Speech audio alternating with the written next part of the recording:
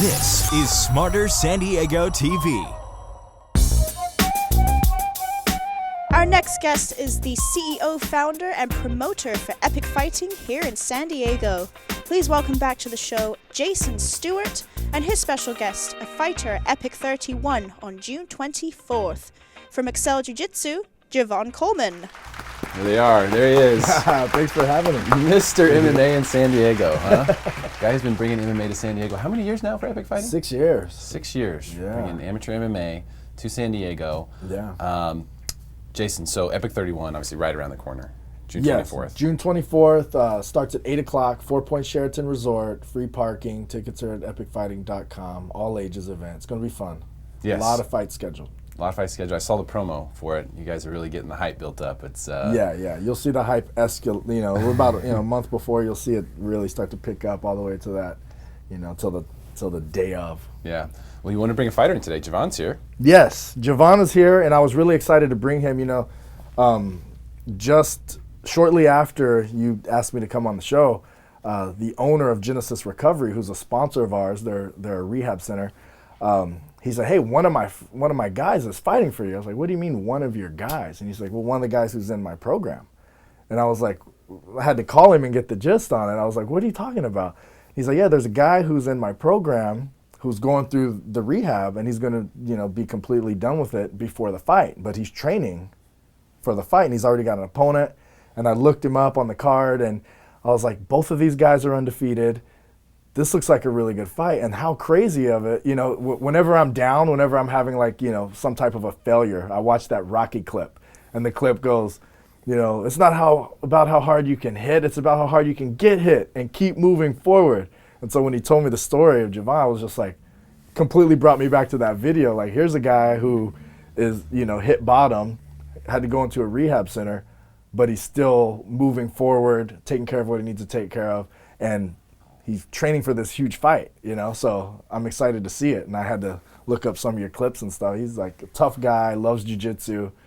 So it's an awesome story. That's cool, Djavan. So, obviously that's a big deal. Thanks for coming on today. Thank you for having me. That's you're a big man, obviously, for doing that. For saying, hey, I need to go and check myself into Genesis Recovery and get my mind right, get my actions right. And you're a big jiu-jitsu guy. You're undefeated. So this has got to be exciting. You really got something to look forward to. You really got something to point your energies towards. What's going through your mind, as you're training for this fight? It's just exciting. It's a second chance. It's a chance to show people that, once you've lost, once you've been beaten down, you can still come back up and come stronger, come back harder. It's like Jason just said, like all the Rocky movies, you get beat, you get hit, you come back and you hit back harder. Yeah. I'm excited to prove that, That's cool, man. So obviously, Epic 31, there's going to be a lot of fights. You guys usually have at least 10, 12 fights on these cards, sometimes even more. Yeah, sometimes, yeah. They're stacked cards for sure. We want to make sure our fans get a good bang for their buck and get, a lot of, a general admission ticket is $30. So if you could see 10 to 15 fights for $30, you're not going to go away. If you even stay for a quarter of the show, you got your money's worth. So that's awesome. And I think it's interesting how, he hasn't been beat in the cage, so far. And you want to keep that going as long as you can. But the defeat wasn't in the cage. The defeat was in life. So when you talk about, I got beat, but I have a second chance to get a victory. It's like we're not even talking about the cage. We're talking about life itself. Right. So I think that's a good metaphor for everybody's been through it. Everybody's had some type of failure, whether they've been in drugs or alcohol or failed in business or lost a loved one or failed in a relationship. Everybody can kind of relate to that, You do get multiple chances in life. Yeah. You do. Yeah. There's always another chance right around the corner. It's a matter of if you quit or not. That's right. For sure. Right. It's really cool. Well, I'd love to talk to you guys about just the world of jiu-jitsu. So I was at UFC 196. Okay. Nice. Which was a very, very big night for jiu-jitsu and MMA, where Nate Diaz beat Conor McGregor with jiu-jitsu. And then Miesha Tate beat Holly Holm with jiu-jitsu. Both the big underdogs. I bet on both of them. If I'd parlayed it, I would have made like $3,000, man. Oh. I didn't think about it. I'm not really a bettor, so Right. I don't think about those things. But someone told me later, like, oh yeah, if you'd have bet $100 on the parlay, you'd have made $3,000. Wow. So that was a big deal. Jiu-jitsu's become a really big deal now. People get it. And it's funny because, the days of Royce Gracie beating all those guys in UFC 1, that was a long time ago. What is it, 30 years ago now or something like that? 25, 30 years ago now? Yeah. So it was proven a long time ago. But I think it's taken a while for people to get interested in understanding it, Yeah. I mean, it's continued to arts. grow since then. They definitely put it on the map, and it had a huge growth spurt back then. I think the sport keeps evolving. So at the beginning, it was like, at the very beginning, before there was a lot of jiu-jitsu guys, it was just the wrestlers getting on top of people, banging everyone up. And then jiu-jitsu just started dethroning everyone, whether you're a wrestler or striker. But then it evolved to where people were learning enough jiu-jitsu and wrestling to stay out of trouble. And then the people who didn't have an answer for the striking were the ones who were in trouble. So the strikers, you saw a transition where the strikers were dominating for a while.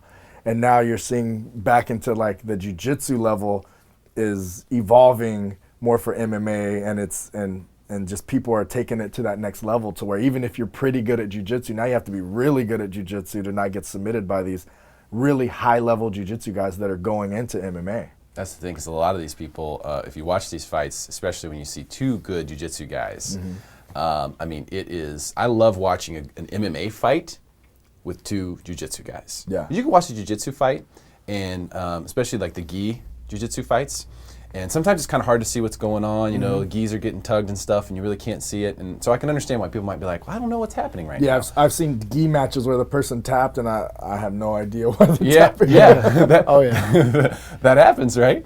So, but in MMA, when you have two guys who are good at jiu-jitsu, it's amazing how quick. If you aren't good, they'll get you fast. Yeah. Like Ronda's proved that in the women's side. A bunch of people have proved that on the men's side. They're going to get you really quick. Yeah. You don't have a second chance. There's no amount of strength, or you could be the best boxer in the world. You gotta have drilled jiu-jitsu over and over and over to not get submitted. It's been proven over and over, yeah. And what's funny to me is a lot of these guys, the old school guys, they used to say like, I'll never tap. Champions never tap.